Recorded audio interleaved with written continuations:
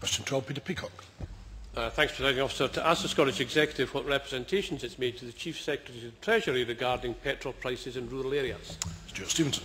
The Cabinet Secretary for Finance and Sustainable Growth is writing to the Chancellor of the Exchequer to raise a number of issues, including rural fuel prices, which the Scottish Government wishes to see addressed in the UK emergency budget.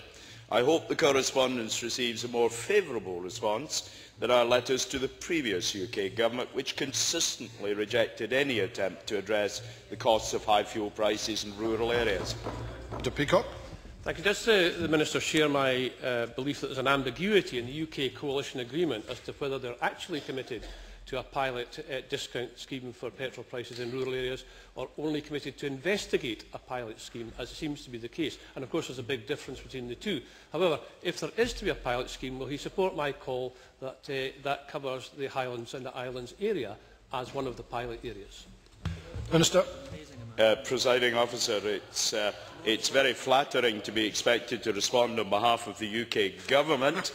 I do note that the Conservative Party manifesto discussed a fair fuel stabiliser that would cut fuel duty when oil prices rise and vice versa, and the Liberal Democrat manifesto would introduce a rural fuel discount scheme that would allow a reduced rate of fuel duty to be paid in remote and rural areas.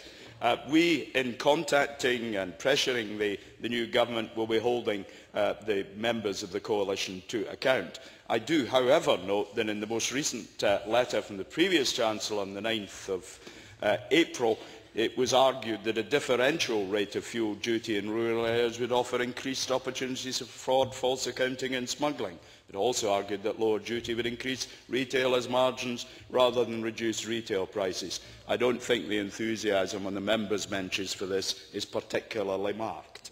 James Stone. Presiding Officer, will the Scottish Government agree to instruct its enterprise officials to prepare a detailed analysis of how the very high price of motor fuel impacts on the cost of goods and vital services in the most remote areas of Scotland, thus providing us with the detail that will reinforce the argument that action must be taken to address the very high cost of motor fuel in areas such as Caithness Sound and East to Ross? Minister.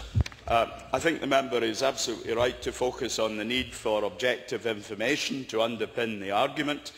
We will, of course, make sure that we have that information as we pursue this vital interest for many rural areas in Scotland with the new UK Government.